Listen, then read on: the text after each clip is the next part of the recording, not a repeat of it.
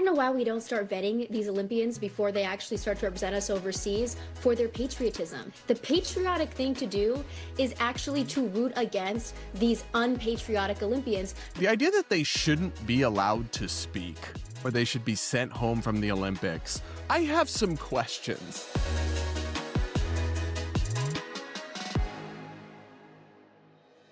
Up next, guys, we're going to talk about some snowflakery and some sensitive safe space nonsense. But this time, it's not coming from TikTok or from progressive media outlets, but it's coming from MAGA pundits on right-wing TV networks, this time Newsmax. So the context you need to know here is that there is a few, and some of them are kind of ridiculous, Olympic athletes who during the Winter Olympics that's happening in Milan right now have made various political statements, some of which are just slightly critical of the Trump administration, some of which are kind of delulu and obnoxious, and all of it I do think is regrettable. I'd really prefer a world where athletes are not virtue signaling or taking stands on politics or being used as political tools by either side. And I would prefer that world. But in fairness to these athletes, they're also sometimes getting directly asked by reporters for their opinion on politics. So then it's like they kind of have to say something, or they could just, I guess they could just say, hey, I'm not interested in speaking to politics. This is about sports and unity and whatever.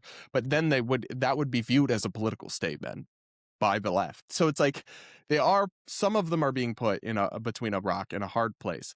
Now there is this one like pansexual is what she calls herself, I guess, athlete who's done a lot of virtue signaling about queer rights under attack. And we discussed this over on the Normal Gaze channel in the video that will come out soon.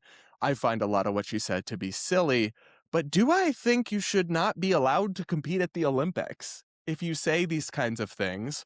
Or if you are insufficiently patriotic, according to who? I'm not quite sure about that.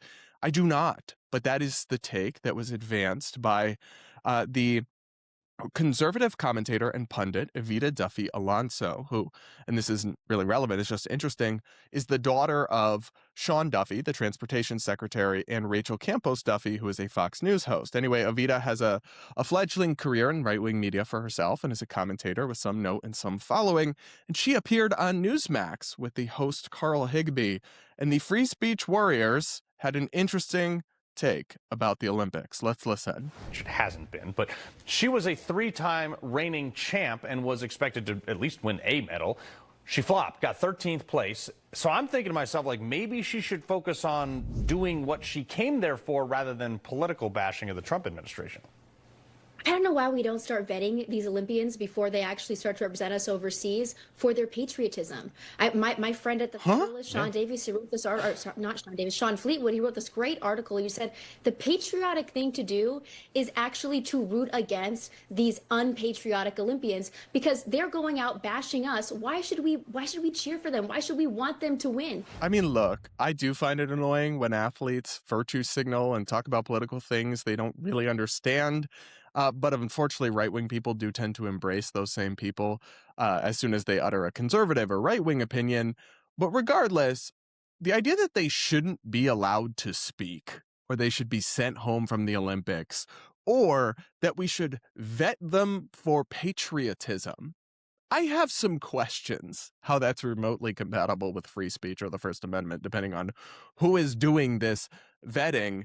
Who decides exactly who is too unpatriotic to represent your country? And is that not kind of giving North Korea or the USSR or like China or these other countries where when their citizens are in public, they're afraid to say something negative about their government? I mean, these athletes, do I agree with some of the things they're saying about the Trump administration? No, a lot of them I don't, and I don't really respect their opinions, but they're just criticizing the current government of the United States. And I actually think it's probably a positive sign that we live in a free country that athletes wearing our flag still feel free to do so and still are legally free to do so. And the idea that we should vet them for patriotism, God forbid they say something that hurts people's fifis while they're at the Olympics, seems to me like patriotic correctness, right? This MAGA flavored version of PC. Why not vet? This is like when woke people or the Biden administration, if they had wanted to vet the athletes to make sure that they were tolerant and didn't have any problematic opinions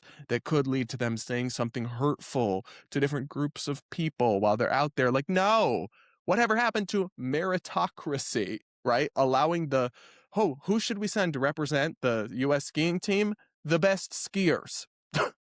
Not whether they pass some ideological purity test about whether you think they're patriotic or not. Because there is no objective definition of who's a patriot and who's not. A lot of the people who are viciously critical of the Trump administration think that's the patriotic position.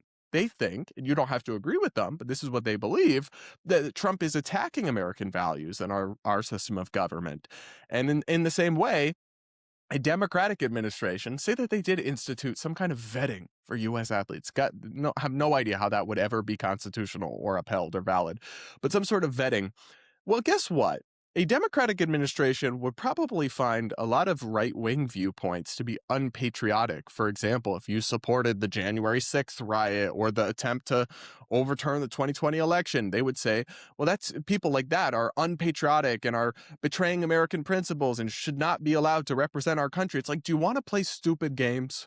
Because we're going to win stupid prizes if we go down this sensitive, touchy-feely path of only patriots should be allowed to represent the country, not people who hate America. And by the way, there's actually no evidence that these people do hate America. Some of these people, I've read their statements, and they're just criticizing some of the policies that are happening right now or the Trump administration. And some of their criticisms are cringe or ill-informed or I think are wrong. But they're not saying like, I hate America. No, the U.S. is stolen land. Like all this like insane woke stuff. They're not even doing that. Even then, I would still rather them be allowed to say it. Like we could mock them, we could criticize them, but I'd still rather they be free to speak. But we're not even in that territory. So, for example, Evita doubled down on this take because this clip is going super viral and people are pushing back and mocking this. And I agree with a lot of the pushback. Evita said in a tweet, correct. Want me to say it again? Athletes who hate America shouldn't be sent overseas to represent America. And while we're on the subject, they can give back the Ralph Lauren gear too. It's like, who decides who hates America? Because a lot of people would find her political views, Evita Duffy Alonso's views, to be un-American or unpatriotic. I don't necessarily, but I'm saying that is a subjective characterization.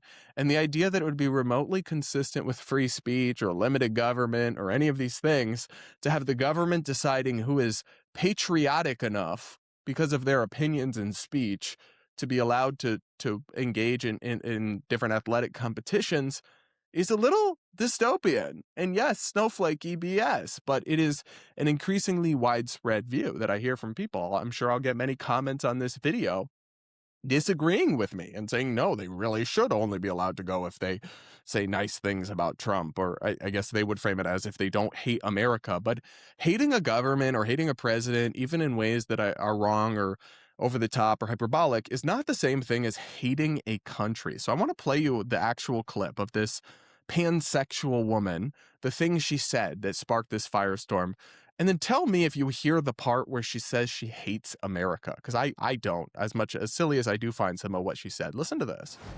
It's been a hard time for the community overall under this administration.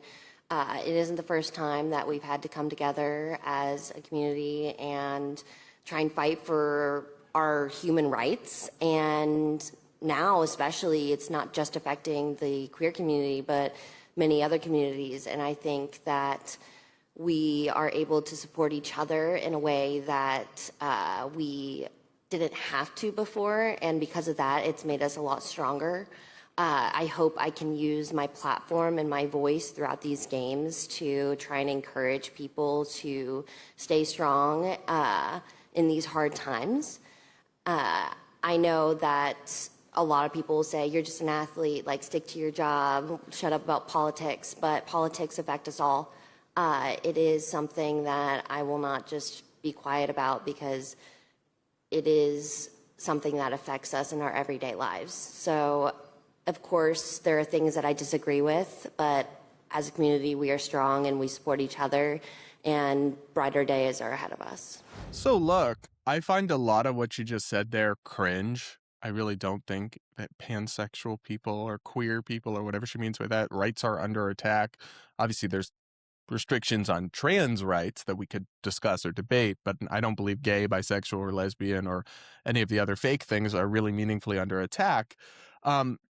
And do I really think that an Olympic athlete should be speaking about politics like this? No, I would prefer that they don't. But again, it's like she was asked a direct question about this at a press conference. She has the right to say what she wants. And while I think a lot of it's like wrong or cringe, she's not like point to the part where she hates America. You're just redefining having opinions that aren't your own or that are dumb or silly or against the current administration in kind of a hyperbolic way as hating America, and then labeling everyone as with those opinions and who vocalizes them as too unpatriotic to speak on behalf of themselves while competing as an athlete. I find that to be ridiculous. I don't think that people need to be protected from like offensive words or opinions that are critical of the government. And I don't think that I actually think it's probably representative of what's inherently superior about America, that we have these robust free speech legal protections and a culture where people are free to speak their minds and even criticize the government extremely openly and in deranged ways. Like, that's part of what's beautiful and special about America in a time when you have the United Kingdom and all these other supposedly Western free nations arresting people over tweets. And all this kind of thing that we decry, rightfully so. Do we really need like patriotic correctness police going around and deciding whose views are insufficiently patriotic and they need to be banned from the Olympics? And we'll just send, some C-tier athletes because they have the right opinions or whatever. All of it seems totally at odds with free speech, open-mindedness. It all seems so remarkably sensitive and snowflakey to me. And I find it to be laughable, absurd, and ridiculous. But other than that, they're doing amazing. That's my take. You guys have to let me know what you think in the comments below. Make sure to subscribe, hit the like button, and all of that.